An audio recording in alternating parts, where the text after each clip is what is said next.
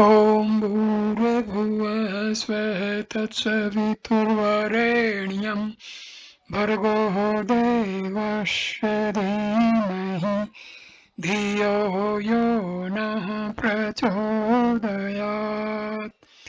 ॐ शान्ति शान्ति शान्तिः।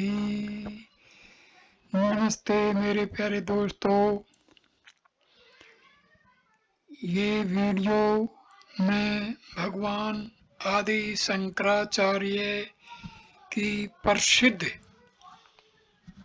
आध्यात्मिक ग्रंथ आत्मबोध के ऊपर बना रहा हूँ। पहले काल में लोग भगवान की आराधना करते थे, उनके मन बुद्धि चित्त शुद्ध होते थे, शीघ्र ही अध्यात्म उन्नति में वो अग्रसर हो जाते थे। पर समय बीतता गया, लोगों के मन बुद्धि चित्त में अनेक प्रकार के दोष आते गए और भगवान की ओर से लोग विमुख होते चले गए। इसी बात को ध्यान में रखते हुए आदि शंकराचार्य ने इस ग्रंथ की रचना की है ताकि लोग भगवान की ओर अग्रसर हो जाएं। पहले श्लोक से हम शुरू करते हैं। तपोभि अक्षिन पापानां शांतानां वीतरागिणां मुमुक्षूणां अपेक्षो यत्तात्मबोधो विधीयते। तपस्या करते करते अर्थात अनेक प्रकार के कठिन व्रत आदि करने से जिनके अंतःकरण से राग द्वेष आदि दूर हो गए हैं और पापों का नाश हो गया है, जिनकी चित्त की वृत्तियां शांत हो गई हैं, भोग वासनाओं का भी नाश हो गया है, जो जन्म मरण आदि बंधनों से मुक्त होकर मोक्ष चाहते हैं, ऐसे पुरुषों के लिए ही यह आत्मबोध नामक ग्रंथ बनाया गया है। शंका समाधान। सब शास्त्रों में जप तप आदि से भी मोक्ष होना लिखा है, यहाँ केवल आत्मज्ञान से ही मोक्ष का उल्लेख क्यों है? हिंदू धर्म में अनेक प्रकार की साधनाओं से, अनेक प्रकार के योग से भगवत प्राप्ति के उपाय बताए गए हैं। तो शंका उत्पन्न होती है, आदि शंकराचार्य ने आत्मज्ञान से ही मोक्ष प्राप्ति का साधन क्यों बतलाया गया है? अगले मंत्र में इस शंका का समाधान मिलता है। दूसरा श्लोक।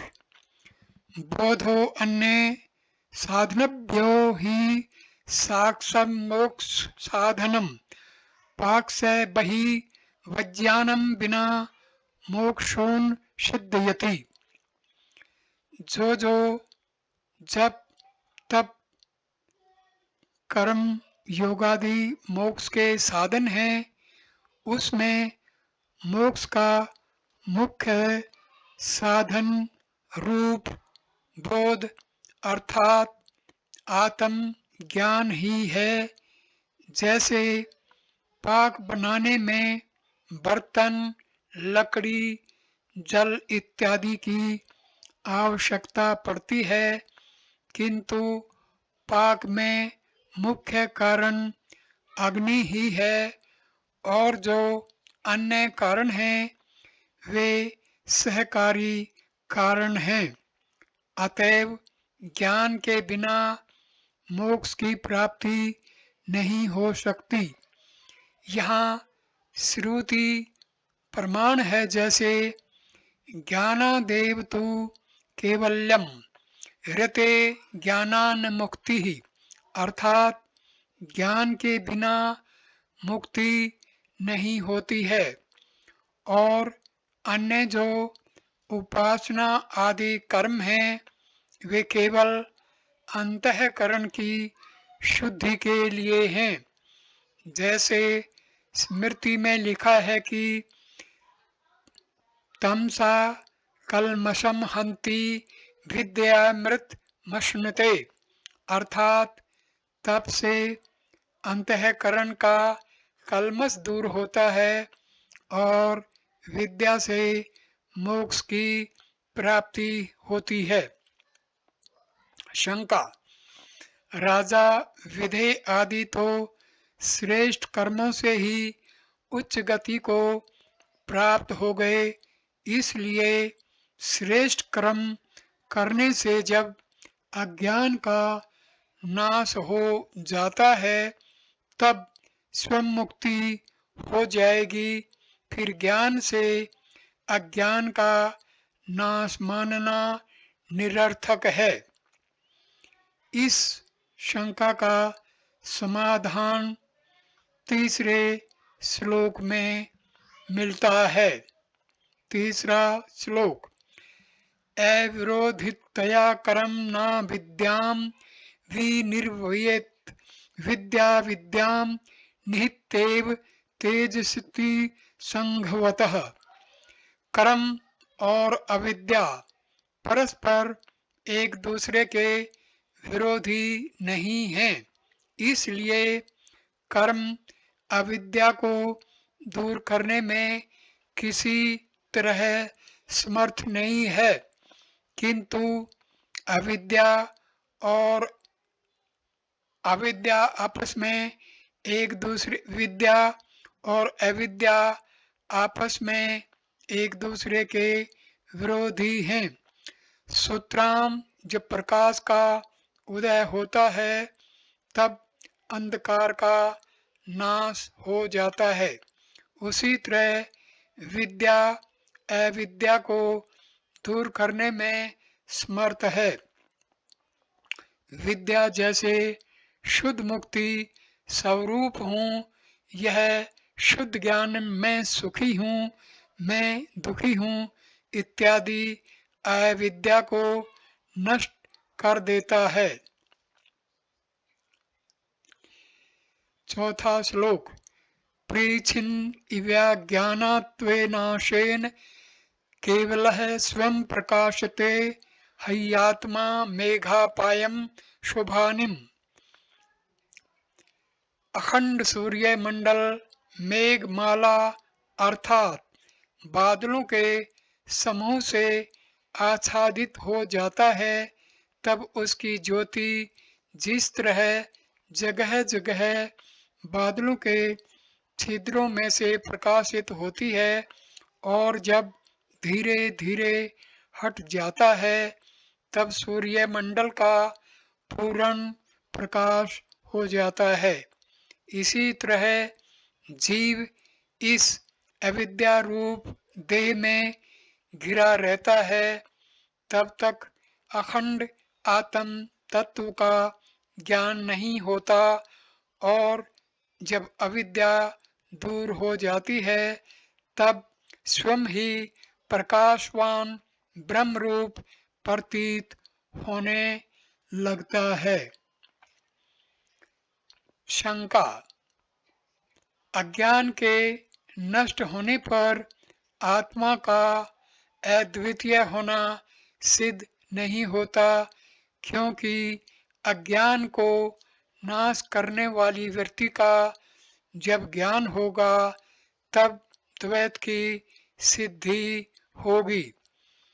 अगले 5वें श्लोक में इस शंका का समाधान मिलता है। 5वां श्लोक। अज्ञान कलुषम जीवम ज्ञानाभ्यासुद्धि निर्मलम कृत्वा ज्ञानम स्वयं निश्चय जलम कत्करेणुत। जैसे निर्मली बूटी गंदले जल को शुद्ध करके आप भी नष्ट हो जाती है, वैसे ही मैं कर्ता नहीं हूँ, मैं भोक्ता नहीं हूँ, मैं सच्चिदानंद ब्रह्म हूँ। इस प्रकार का ज्ञान मैं करता हूँ, मैं भोगता हूँ, इस अज्ञान से मलिन जो जीवात्मा है उसको निर्मल करके आप भी नष्ट हो जाता है। जो कदाचित यह कहो कि संसार तो साक्षात दिखता हुआ सत्य प्रतीत होता है, तो ब्रह्म की अद्वैतता किस प्रकार सिद्ध हो सकती है? इस शंका का समाधान करते हैं। इसका समाधान 6ठे श्लोक में मिलता है। 6ठा श्लोक। संसार सोपन तुल्यो ही राग द्वेषादि संकुलः सब काले सत्वद भाति प्रबोधे सत्वेद भवत। राग द्वेष आदि से व्याप्त यह संसार स्वप्न के तुल्य है, क्योंकि स्वप्न के समय की जो अवस्था है वह स्वप्न काल में ही सत्य सी दिखती है, किंतु जब प्रबोध होता है अर्थात जागृत अवस्था का आरंभ होता है, तब आत्मा और ब्रह्म की एकता के ज्ञान के पीछे एक क्षण में असत्य दिखने लगता है। अतएव मिथ्या जगत से आत्मा की अद्वैतता में हानि नहीं हो सकती है। जो कदाचित यह कहो कि जब संसार यथार्थ में मिथ्या ही है, तो सत्य और असत्य कब तक और किस प्रकार प्रतीत होता है? इसका समाधान 7वें श्लोक में मिलता है। 7वां श्लोक। तावत् सत्यम जगद भाति शुक्तिकारजतम यथा यावन्न ज्ञायते ब्रह्म सर्वाधिष्ठान मद्वयम्। जैसे जब तक यह ज्ञान नहीं होता है कि यह नील पृष्ठ वाली त्रिकोणाकार सीपी है, तभी तक सीपी का रजत चांदी सत्य सा दिखता है। उसी प्रकार जब तक सबके अधिष्ठान अद्वैत ब्रह्म का ज्ञान नहीं होता है, तभी तक यह संसार सत्य दिखता है और उसके पीछे तो मिथ्या ही प्रतीत होने लगती है। अब दृष्टांत से इस बात को दृढ़ करते हैं कि संपूर्ण जगत ब्रह्म में कल्पित है। 8वां श्लोक। सच्चिदात्त अन्य सयु नित्यो विष्णु परकल्पितः व्यक्तयो विविधा सर्वा हाट के कटकादिवात। सच्चिदानंद आत्मा अनसयुत अर्थात जैसे मणियों में सूत्र पुहा रहता है और मणि सूत्र में अनुगत है, इस प्रकार सब में नित्य और व्यापक है और जगत की अनेक प्रकार की व्यक्तियां अर्थात देव, मनुष्य, कीट आदि उसमें ऐसे कल्पित हैं जैसे सुवर्ण में कटक कुंडलादि, परंतु यथार्थ में सुवर्ण ही सत्य है। इसलिए नाम रूपात्मक मिथ्या है और आत्मा शुद्ध स्वरूप है। जो कहो कि प्रपंच तो मिथ्या है और जीव भेद सत्य है, इसलिए प्रपंच का अधिष्ठान रूप जो परमात्मा है उसे सत्य और अद्वितीय कैसे कहें, इस शंका का समाधान सुनो। 9वां श्लोक। यथा आकाशो हृषिकेशी नानापोधिगतो विभु तद्वे पदादि भिन्न पदोभाति तन्नाशे शक्ति केवलः। जैसे आकाश तो व्यापक रूप है किंतु घटकादि उपाधियों में प्राप्त होने से उसी उपाधि के भेद से घटकादि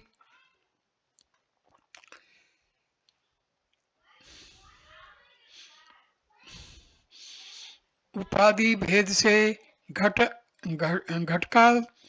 घटकास इत्यादि प्रतीत होता है और घटादि पदार्थों के नष्ट होने पर केवल आकाश मात्र शेष रह जाता है। उसी प्रकार ऋषिकेश अर्थात संपूर्ण इंद्रियों का परमात्मा अनेक प्रकार की देह आदि उपाधियों में प्राप्त होने से भिन्न भिन्न प्रतीत होता है, किंतु उपाधियों के नष्ट होने पर केवल एक अद्वितीय असंग ब्रह्म ही रह जाता है। जो यह कहो कि आत्मा तो मैं ब्राह्मण हूँ, मैं सन्यासी हूँ इत्यादि जाति वर्ण आश्रम आदि अनेक प्रकार के धर्मों से युक्त प्रतीत होता है, फिर आत्मा को असंग कैसे ठहराते हो, इस शंका का समाधान सुनो। इस शंका का समाधान हमें 10वें श्लोक में मिलता है। 10वां श्लोक।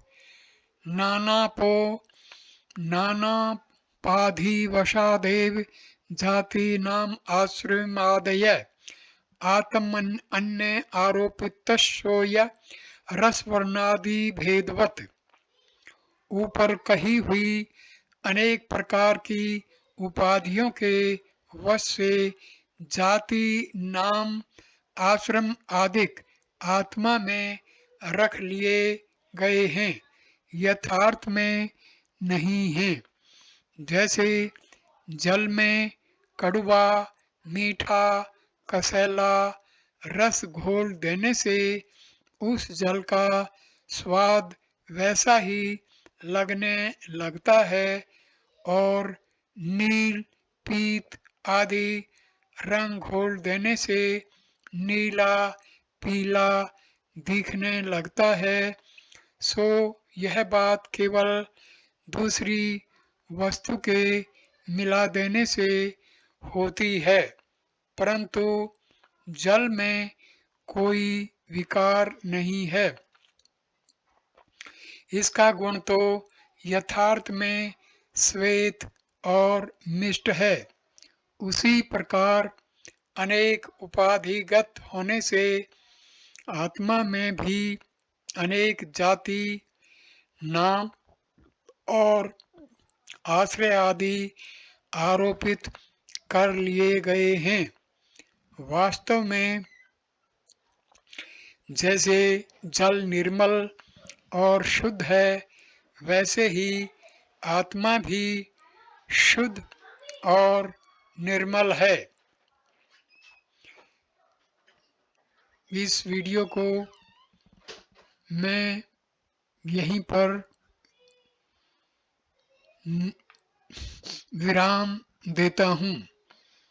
इस ग्रंथ का दूसरा वीडियो 11वें श्लोक से शुरू करेंगे। नमस्ते।